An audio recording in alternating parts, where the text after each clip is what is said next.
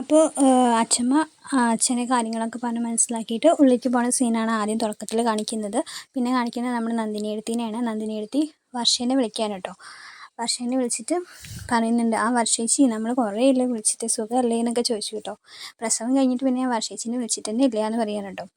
അപ്പോൾ വർഷ പറയുന്നുണ്ട്, എൻ്റെ ഫോൺ എപ്പോഴും ഓണായിരുന്നു, നന്ദിനിയല്ലേ വിളിക്കാത്തത് എന്ന് പറയാൻ കേട്ടോ. അതിന് വിളിക്കാൻ എന്തെങ്കിലും കാരണങ്ങൾ വേണ്ടേ വർഷേച്ചി, അതുകൊണ്ടാണ് വിളിക്കാഞ്ഞെന്ന് പറയാൻ കേട്ടോ. അപ്പോൾ വർഷം ചോദിക്കുന്നുണ്ട്, ഇപ്പം എന്താ കാരണം ഉണ്ടായോ? ആ, ഇപ്പം വലിയൊരു കാരണം ഉണ്ടായിരിക്കല്ലേ. നാളെ വിക്രമിനെ വേദേനെ അങ്ങോട്ട് കൂട്ടിക്കൊണ്ട് വരാൻ അവിടുത്തെ മുത്തശ്ശിയും അമ്മയും കൂടി ഇങ്ങോട്ട് വരുന്നുണ്ട്. ഇത്രയും ശ്രീരാമൻ്റെയും സീതയുടെ വിഗ്രഹം അവിടെ വെച്ച് പൂജിക്കണമെന്നോ അങ്ങനെ എന്തൊക്കെയോ പറഞ്ഞിട്ട്. അപ്പോൾ വർഷം എന്ത്? ആ, അപ്പോൾ നിങ്ങളതൊന്നും അറിഞ്ഞിട്ടില്ലല്ലേ, നിങ്ങളറിയാതെ ഇതൊക്കെ നടക്കുന്നതല്ലേ എന്ന് പറയാൻ കേട്ടോ നന്ദിനി എടുത്തി. ആ, എന്നാൽ അങ്ങനെ ഉണ്ട്, ഒരു ദിവസം അവരെ താമസിപ്പിക്കുകയും ചെയ്യും അവിടെയെന്ന്. ഇവിടുത്തെ അച്ഛമ്മയും അവിടുത്തെ മുത്തശ്ശിയും തമ്മിലുള്ള പ്ലാനിങ് ആയത്, അല്ലാതെ പൂജയും കാര്യങ്ങളും കൊണ്ടൊന്നല്ല. അവർ നിങ്ങളുമായിട്ട് അടുപ്പിക്കാൻ വേണ്ടിയിട്ട് ഇവർ നടത്തുന്ന പ്ലാനിങ് ഒക്കെ എന്ന് പറയാൻ കേട്ടോ. എന്തായാലും ഞാനിവിടെ അറിഞ്ഞ കാര്യം വർഷേച്ചിയോട് പറഞ്ഞു, ഇനി അവിടുത്തെ കാര്യം വർഷേച്ചി നോക്കിയാൽ മതി പറഞ്ഞിട്ട് അതിനെടുത്ത് ഫോൺ കട്ട് ചെയ്യാൻ കേട്ടോ. അപ്പോൾ വർഷയ്ക്ക് ആകെ ദേഷ്യം വരുന്നുണ്ട് കേട്ടോ. വർഷം എന്നിട്ട് ഇത് ശ്രീകാന്തിനോട് പറയാൻ പോകുന്നുണ്ട്. ശ്രീകാന്ത് അണിച്ചപ്പോൾ അവിടെ ഫോൺ കളിച്ചുകൊണ്ടിരിക്കുക കേട്ടോ. അപ്പോൾ വർഷമായിട്ട് ചോദിക്കും, ശ്രീയേട്ടൻ വന്നപ്പോൾ തൊട്ട് തുടങ്ങിയതാണല്ലോ ഫോൺ കളി, എന്താ ചെയ്യുന്നത് ചോദിക്കാൻ. ഞാൻ ഗെയിം കളിക്കുകയാണെന്ന് ശ്രീകാന്ത് പറയുന്നുണ്ട് കേട്ടോ. ആ, അപ്പോൾ വർഷം പറയുന്നത്, പറ്റിയ സമയമാണ് ഗെയിം കളിക്കാൻ, നിങ്ങളിവിടെ നടക്കുന്നതൊന്നും അറിയുന്നില്ലല്ലോ എന്ന് പറയാൻ കേട്ടോ. അപ്പോൾ ശ്രീകാന്ത് ചോദിക്കുന്നുണ്ട്, എന്തേ ഗെയിം കളിക്കാൻ സമയം പ്രായമൊക്കെ ഉണ്ടോ, നീ കാര്യം പറയാം. ആ, നിങ്ങളിവിടെ ഗെയിമും കളിച്ചിരുന്നു, നിങ്ങളുടെ അനിയത്തിനെ ആ വിക്രമിനെ നാളെ ഇവിടേക്ക് വിളിക്കാൻ നിൽക്കുക അത്ര അച്ഛമ്മയും അച്ഛനും മുത്തശ്ശിയും കൂടി. നമ്മളിത് വല്ലതും അറിയുന്നുണ്ടോ? അതിൻ്റെ ഒരുക്കങ്ങൾ നടക്കുക അപ്പുറത്ത്, അതിൻ്റെ ചർച്ചയൊക്കെ. നിങ്ങളിവിടെ ഫോണിൽ കളിച്ചിരുന്നോ പറയാനിട്ട് വർഷം. ഇത് കേട്ട ശ്രീകാന്ത് ദേഷ്യം വന്നിട്ട് വർഷയും ശ്രീകാന്തും കൂടി പോകുന്നുണ്ട് കേട്ടോ. അപ്പോൾ ഇവിടെ അച്ഛനും മുത്തശ്ശിയും അമ്മയും ദീപ്തിയൊക്കെ ഇരുന്നിട്ട് ചർച്ച ചെയ്യാം കേട്ടോ, അവർ വിളിക്കുമ്പോൾ നടത്തേണ്ട ഒരുക്കങ്ങളെ പറ്റിയിട്ട്. ഇതിൻ്റെ ഇടയ്ക്ക് കയറി വന്നിട്ട് ശ്രീകാന്ത് ചോദിക്കുന്നുണ്ട്, ഒരുക്കങ്ങളുടെ ഡിസ്കഷൻ ആയിരിക്കില്ലേന്ന്. ആ, അതെ, എന്തേ ചോദിക്കുന്നുണ്ട് കേട്ടോ. അപ്പം മുത്തശ്ശിക്ക് എന്താ പ്രാന്തുണ്ടോ തലയ്ക്ക്? അവനെയൊക്കെ ഇങ്ങോട്ട് വിളിച്ചു വരുത്താൻ മുത്തശ്ശിക്ക് ഒരു ഉടുപ്പില്ലേ? എന്ത് കണ്ടിട്ട് അവനെയൊക്കെ നിങ്ങൾ ഇങ്ങോട്ട് വിളിക്കുന്നത്? അവനായിട്ട് ഒന്നിച്ച് ജീവിച്ച് പോകാനുള്ള തീരുമാനത്തിനാണോ? അപ്പോൾ മുത്തശ്ശി പറയുന്നുണ്ട്, പിന്നെ എപ്പോഴും ഇങ്ങനെ തെറ്റിലും വഴക്കും ഒക്കെ ആയിട്ട് നിന്നാൽ മതിയോ? വേറെ ഈ വീട്ടിലത്തെ കുട്ടിയാണ്, അപ്പോൾ അവളെ നമുക്ക് പിരിഞ്ഞിരിക്കാൻ പറ്റില്ല എപ്പോഴും. അവളായിട്ട് നല്ലൊരു രീതിയിൽ പോട്ടെ എന്ന് വിചാരിച്ച് ചെയ്യുന്നതാണ് ഇതൊക്കെയെന്ന്. അതിന് നിനക്ക് എന്താ പ്രശ്നം എന്ന് പറയുന്നത്. ആ, അവനിവിടെ കയറ്റാൻ എന്ത് യോഗ്യത അവനുള്ളത്? പണം ഉണ്ടോ? ഒരു യോഗ്യതയില്ല. കണ്ട രാഷ്ട്രീയക്കാരുടെ ഗുണ്ടായിട്ട് നടക്കുന്ന അവനെയൊക്കെ നമ്മുടെ വീട്ടിൽ കയറ്റി നാണമില്ലേ അച്ഛാ നമുക്ക് എന്നൊക്കെ ചോദിക്കാൻ കേട്ടോ. അപ്പോൾ അമ്മ പറയുന്നുണ്ട്, എന്തോ ശ്രീകാന്തേ, പണം വെച്ചിട്ടാണോ ഒരാളുടെ യോഗ്യത നടക്കുന്നത്? അപ്പോൾ ശ്രീകാന്ത് ചോദിക്കുന്നുണ്ട്, അതെ, പണം വെച്ചിട്ട് തന്നെ നടക്കുന്നത്. പണം ഉണ്ടെങ്കിൽ ബാക്കി എല്ലാം ഉണ്ടായിരിക്കും. അവനൊന്നുമില്ല, പണവും ഇല്ല, വിദ്യാഭ്യാസവും ഇല്ല, മാന്യതയോ ഒന്നും സംസ്കാരം ഒന്നുമില്ല. ആ, അങ്ങനത്തെ ഒരാളെ ഇവിടെ കയറ്റാൻ എനിക്ക് താല്പര്യമില്ല കേട്ടോ എന്ന് പറയാൻ കേട്ടോ. അപ്പം മുത്തശ്ശി പറയുന്നുണ്ട്, ആർക്ക് താല്പര്യമില്ലെങ്കിലും വേദയും വിക്രമം നാളെ ഇവിടെ വരും. വേദ ഇവിടുത്തെ കുട്ടിയാണ്, അവളെ അങ്ങനെ കൈ ഒഴിയാൻ ഞങ്ങൾക്ക് പറ്റില്ല. ഇത് തീരുമാനിച്ചെടുത്തതാണ്, എല്ലാവർക്കും സമ്മതമാണ് അതിലെന്ന് പറയാൻ കേട്ടോ. പിന്നെ മുത്തശ്ശി പറയുന്നുണ്ട്, എന്നായാലും വേദ ഇവിടുത്തെ മകൾ തന്നെയാണ്, അതല്ലാതെ ആവുന്നില്ല. വേദയ്ക്ക് എന്നായാലും കൊടുക്കേണ്ടത് കൊടുക്കുക തന്നെ വേണമെന്ന് പറയാൻ കേട്ടോ. അപ്പോൾ ശ്രീകാന്ത്, എന്ത് കൊടുക്കേണ്ടത് കൊടുക്കുക? എന്ത് കൊടുക്കാൻ? അവൾക്ക് അവകാശപ്പെട്ട സ്വത്ത് എന്തായാലും അവൾക്ക് കൊടുക്കണം എന്ന് പറയാൻ കേട്ടോ. ആ ഗുണ്ടെ കല്യാണം കഴിച്ചാൽ അവൾക്ക് ഇനി സ്വത്തും കൂടി കൊടുക്കേണ്ടുള്ളൂ എന്ന് പറയാൻ കേട്ടോ. മുത്തശ്ശി പറയുന്നുണ്ട്, ആര് കല്യാണം കഴിച്ചാലും അവൾക്ക് അർഹതപ്പെട്ട സ്വത്തുക്കൾ അവൾക്ക് കൊടുക്കണം, ഇപ്പോൾ കൊടുക്കണം എന്നല്ല പറയുന്നത്, അതിൻ്റെ സമയമായി അവൾക്ക് കൊടുക്കണം എന്ന് പറയാൻ കേട്ടോ. ആ, നന്നായി, ഇതുവരെയൊക്കെ എത്തിയില്ല കാര്യങ്ങൾ. അച്ഛൻ ഇതൊന്നും കേൾക്കുന്നില്ല, അച്ഛനൊരു അഭിപ്രായം ഇല്ലേ എന്ന് പറയാൻ കേട്ടോ ശ്രീകാന്ത്. അപ്പോൾ ഇത് കേട്ട ശങ്കരനാരായണൻ എണീച്ചിട്ട് ഒന്നും മിണ്ടാതെ പോവാണ് കേട്ടോ. അതിൻ്റെ പിന്നാലെ ദീപ്തിയും പറഞ്ഞിട്ട്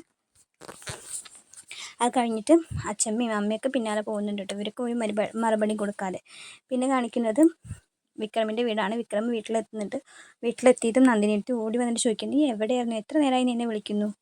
വിക്രം പറയും, ഞാൻ കുറച്ച് തിരക്കിലായിരുന്നു. എൻ്റെ ഇവിടെ എന്തൊക്കെ നടക്കുന്നത്? നിന്നെ വേദേനയും ഒരുമിപ്പിക്കാനുള്ള ഓരോ തന്ത്രം കൊണ്ടാണ് മുത്തശ്ശി അച്ഛമ്മ വന്നിരുന്നത്. നിന്നെ വേദേനെ അവളുടെ വീട്ടിലേക്ക് വിടുക എത്ര നാളെ? എന്ത്? ആ, പോയോക്ക് എന്ന് പറയാൻ കേട്ടോ. ദേഷ്യത്തിൽ വിക്രം അകത്തേക്ക് കയറാണ്ട്. അപ്പം അച്ഛമ്മ അച്ഛനോട് എന്തൊക്കെയോ സംസാരിച്ചുകൊണ്ടിരിക്കുകയാണ് കേട്ടോ. അപ്പോഴാണ് വിക്രം കയറി വരുന്നത്. വിക്രമിനെ കണ്ടത് അച്ഛൻ പറയുന്നുണ്ട്, ആ, നീ എത്തിയോ? പോയി കുളിച്ചിട്ട് വായോ പറയാൻ കേട്ടോ. കുളിക്കേ ഈ സമയത്തോ? ആ സമയം 6 മണിയായി, സന്ധ്യാസമയമായില്ലേ, നീ പോയി കുളിച്ചിട്ട് വായോ. ഇവിടെ ഞാനൊരു ശ്രീരാമൻ്റെയും സീതയുടെയും വിഗ്രഹം കൊണ്ടുവന്നിട്ടുണ്ട്, അതിൻ്റെ മുന്നിൽ വിളക്ക് വെച്ച് പ്രാർത്ഥിക്കണം എന്ന് പറഞ്ഞിട്ട് വിക്രമിനെ അയക്കാൻ കേട്ടോ. വിക്രം എന്നിട്ട് കുളി കഴിഞ്ഞ് വരുന്നുണ്ട്. എന്നിട്ട് വിക്രമ വേദയും കൂടി വിളക്ക് വെച്ച് പ്രാർത്ഥിക്കുന്നുണ്ട് കേട്ടോ. പിന്നെ കാണിക്കുന്നത് വേദയുടെ വീടാണ്. വേദയുടെ വീട്ടിൽ വേദയുടെ അമ്മയും അച്ഛൻ മുത്തശ്ശിയും കൂടി വിളക്ക് വെച്ച് പ്രാർത്ഥിക്കുന്നുണ്ട് ശ്രീകൃഷ്ണ വിഗ്രഹത്തിൻ്റെ മുന്നിൽ. എന്നിട്ട് പുറത്തേക്ക് ഇറങ്ങിയിട്ട് വേദയുടെ മുത്തശ്ശി ചോദിക്കുന്നുണ്ട് വേദയുടെ അമ്മോട്, നീ വേദയോട് പറഞ്ഞോ നമ്മൾ വരുന്ന കാര്യം? ഇല്ല, അത് അവളുടെ അച്ഛമ്മ പറഞ്ഞിട്ടുണ്ടാവുമല്ലോ എന്ന് പറയാൻ കേട്ടോ. അല്ല, എന്തായാലും നീ ഒന്ന് വിളിച്ച് പറയേ നമ്മൾ വരുന്ന കാര്യം അവളോട് എന്ന് പറയാൻ കേട്ടോ. പിന്നെ കാണിക്കുന്നത് വേദയാണെന്ന് വെച്ചാൽ വേദയുടെ റൂമിൽ ഒരു ശിവൻ്റെ വിഗ്രഹത്തിൻ്റെ മുന്നിൽ നിന്ന് പ്രാർത്ഥിക്കാൻ കേട്ടോ. ഫോൺ അടിച്ചുകൊണ്ടിരിക്കുകയാണ്. വേദ അത് കേട്ടിട്ടുണ്ട്, പക്ഷെ എടുക്കുന്നില്ല കേട്ടോ. അപ്പോഴാണ് വിക്രം അങ്ങോട്ട് വരിക. വിക്രം വന്നിട്ട് ഫോൺ നോക്കുന്നുണ്ട്. അപ്പോൾ മുത്തശ്ശിയാണെന്ന് മനസ്സിലാവുന്നുണ്ട്. അവൻ ഫോൺ എടുത്തിട്ട് വേദയുടെ അടുത്തേക്ക് വരാണ്. എന്നിട്ട് വേദയോട് പറയാണ്, ഇവിടെയുള്ള ആൾക്കാരെയൊക്കെ വർത്താനം പറഞ്ഞ് വെറുപ്പിച്ചത് മതിയായില്ലേ, ഇനി ഈശ്വരനെ വെറുപ്പിക്കാൻ നിൽക്കുകയാണോ?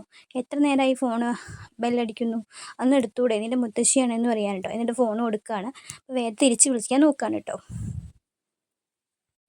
എന്നിട്ട് വേദന അമ്മ വിളിക്കാൻ കേട്ടോ. വേദ ഫോൺ എടുക്കുന്നുണ്ട്. വേദ പറയുന്നുണ്ട്, ആ അമ്മ നാളെ ഞങ്ങൾ നിന്നെ കൊണ്ടുവരാൻ വരുന്നുണ്ട് പറയാൻ കേട്ടോ. അപ്പോൾ വേദ പറയുന്നുണ്ട്, അമ്മേ സന്തോഷമായി, പക്ഷേ അച്ഛന് സമ്മതമാണോ ഇതിലേന്ന് ചോദിക്കാൻ കേട്ടോ. അപ്പോൾ അമ്മ പറയുന്നുണ്ട്, അച്ഛന് എതിർപ്പൊന്നുമില്ല, അച്ഛനൊന്നും പറഞ്ഞിട്ടില്ല, പക്ഷേ ശ്രീകാന്ത് വർഷം ഇവിടെ നല്ല പ്രശ്നം ഉണ്ടാക്കി, എന്നാലും അച്ഛൻ മറുത്തൊന്നും പറഞ്ഞിട്ടില്ല എന്ന് പറയാൻ കേട്ടോ. അല്ല, അച്ഛൻ്റെ അഭിപ്രായമാണ് ഇവിടെ പലർക്കും അറിയേണ്ടത് എന്ന് പറയാൻ കേട്ടോ. അപ്പോൾ വിക്രം പറയുന്നുണ്ട്, എന്തടി എനിക്കൊന്നും അറിയണ്ട എന്ന് പറയാൻ കേട്ടോ. അപ്പോൾ വിക്രമിൻ്റെ സൗണ്ട് കേട്ട് അമ്മ വഹിക്കുന്നുണ്ട്, എന്താ വിക്രം പറയുന്നത് എന്നൊക്കെ ചോദിക്കുന്നുണ്ട് കേട്ടോ. പിന്നെ മുത്തശ്ശി ഫോൺ മേടിക്കുന്നുണ്ട്. മുത്തശ്ശി പറയുന്നുണ്ട്, മോളെ നീ എന്തായാലും ഞങ്ങൾ നാളെ വന്നാൽ ഞങ്ങളുടെ കൂടെ വായോ, ഇവിടെ ആർക്കും ഒരു പ്രശ്നമില്ല എന്ന് പറയാൻ കേട്ടോ. അല്ല മുത്തശ്ശി, ഞാൻ അവിടുന്ന് അന്ന് എങ്ങനെ ഇറങ്ങിപ്പോകുന്നതെന്നൊക്കെ അറിയാലോ, പക്ഷേ ഇനി അവിടെ വന്ന് അപമാനിക്കപ്പെടാൻ എനിക്ക് പറ്റില്ല. ഞാൻ അപമാനിക്കപ്പെട്ടാലും കുഴപ്പമില്ല, ഇവിടുത്തെ അച്ഛനും അമ്മയും അവിടെ വന്നിട്ട് എല്ലാവരുടെ മുന്നിൽ അപമാനിക്കപ്പെടുന്നത് എനിക്ക് സഹിക്കില്ല. അതുകൊണ്ടാണ് ഞാൻ ചോദിച്ചത്, അച്ഛൻ്റെ സമ്മതമല്ലേ എന്ന്. മുത്തശ്ശി പറയുന്നുണ്ട്, ഒരു കുഴപ്പമില്ല, അച്ഛൻ്റെ സമ്മതമാണ്, ഞങ്ങൾ നാളെ അങ്ങോട്ട് വരുന്നുണ്ട്, അപ്പം നീ എല്ലാവരെയും കൂട്ടിയിട്ട് ഞങ്ങളുടെ കൂടെ വായോ എന്ന് പറയുന്നുണ്ട് കേട്ടോ. എന്നിട്ട് അവർ ഫോൺ കട്ട് ചെയ്യുന്നുണ്ട്. അപ്പോഴേക്കും വിക്രം കട്ടിൽ പോയി കിടന്നിട്ട് ഫോണിൽ കളിക്കാൻ കേട്ടോ. അപ്പോൾ വേദ വിക്രമിൻ്റെ അടുത്ത് പോയി നിന്നിട്ട് കസാര ഇട്ടിട്ടിരുന്നിട്ട് പറയുന്നുണ്ട്, അതേ വിക്രമോനെ, എനിക്ക് കുറച്ച് കാര്യങ്ങൾ പറയാനുണ്ട് എന്നൊക്കെ പറയുന്നുണ്ട്. അപ്പോൾ വിക്രം വേദന മൈൻഡേ ചെയ്യുന്നില്ല കേട്ടോ. നാളെ നമ്മൾ വീട്ടിലേക്ക് പോകുന്നുണ്ട്, അപ്പോൾ വിക്രം എന്നോട് കുറച്ച് സ്നേഹത്തോടെയൊക്കെ പെരുമാറണം, ഈ വെട്ടുപോത്തിൻ്റെ സ്വഭാവം ഒന്നും അവിടെ എടുക്കരുത് കേട്ടോ, കുറച്ച് മയത്തിൽ ഭയഭക്തി ബഹുമാനത്തോടെ പെരുമാറണം എന്ന് പറയാൻ കേട്ടോ. അപ്പോൾ വിക്രം എണീച്ചിരിക്കുന്നുണ്ട്. അപ്പോൾ വേദ മെല്ലെ വിക്രമിൻ്റെ അടുത്ത് പോയി നിന്നിട്ട് പറയുന്നുണ്ട്, നാളെ പോയി കഴിഞ്ഞാൽ ശ്രീയേട്ടനോ വർഷിച്ചൊക്കെ എന്തെങ്കിലും പറഞ്ഞാലും നിങ്ങൾ എടുത്തിടയ്ക്ക് മറുപടി പറയാനോ ബഹളം വയ്ക്കാനൊന്നും നിൽക്കരുതെന്ന് പറയാൻ കേട്ടോ. നിങ്ങൾ എന്തെങ്കിലും അങ്ങനെ പറഞ്ഞു. അപ്പോൾ വിക്രം പറയും, അല്ല, ഞാൻ അവനെ കെട്ടിപ്പിടിച്ചൊരു ഉമ്മ കൊടുക്കുക, അവന് ഞാൻ 4 വർത്താനം പറയുന്നേ ചെയ്യും പറയാൻ കേട്ടോ. അതല്ല ഞാൻ പറഞ്ഞത്, നിങ്ങൾ എന്തെങ്കിലും പറഞ്ഞാൽ ഞാൻ പറയും, നിങ്ങൾ എടുത്ത് ചാടി ഒന്നും പറയരുത് എന്ന് പറയാൻ കേട്ടോ. എന്നോട് കുറച്ച് സ്നേഹത്തിലൊക്കെ പെരുമാറണം, അല്ല നിങ്ങളുടെ അച്ഛൻ്റെ അമ്മയുടെ മുന്നിൽ വെച്ച് എന്നോട് നിങ്ങൾ ഇവിടെ പെരുമാറുന്ന പോലെ പെരുമാറിയാൽ അത് അവർക്ക് തന്നെയാണ് മോശം. അപ്പോൾ വിക്രം പറയുന്നുണ്ട്, എവിടെ എങ്ങനെ പെരുമാറണമെന്ന് എനിക്കറിയാം, നീ എന്നെ പഠിപ്പിക്കൊന്നും വേണ്ട എന്ന് പറയാൻ കേട്ടോ. അല്ല, നാളെ എൻ്റെ വീട്ടുകാരുടെ മുന്നിൽ വെച്ച് എന്നോട് ശ്രീരാമൻ സീതയോട് പെരുമാറുന്ന പോലെ കുറച്ച് സ്നേഹത്തോടെയൊക്കെ പെരുമാറണമെന്ന് പറയുമായിരുന്നു. ഈ മുരട് സ്വഭാവമൊന്നും അവിടെ എടുക്കരുത്, ആരോടും കയർത്ത് സംസാരിക്കാനോ നിൽക്കരുത്, ഒരു ദിവസത്തേക്ക് നിങ്ങൾ ഞാൻ പറയുന്നത് കേൾക്കണം എന്നൊക്കെ പറയാൻ കേട്ടോ. എന്നാൽ നിങ്ങൾ കിടന്നുറങ്ങിക്കോ, എനിക്ക് അച്ഛനോട് കുറച്ച് കാര്യങ്ങളൊക്കെ പറയാനുണ്ട്, ഞാൻ അച്ഛനോട് സംസാരിച്ചിട്ട് വരാമെന്ന് പറഞ്ഞിട്ട് വേദ പോകുന്നുണ്ട്. ആ വേദേനെ നോക്കിയിട്ട് ഇങ്ങനെ വിക്രം ഇരിക്കുന്ന സീനിലാണ് ഇന്നത്തെ എപ്പിസോഡ് കഴിയുന്നത്. അപ്പോൾ വീഡിയോ ഇഷ്ടമായി കഴിഞ്ഞാൽ എല്ലാവരും ഒന്ന് ലൈക്ക് ചെയ്യണം, സബ്സ്ക്രൈബ് ചെയ്യണം. താങ്ക്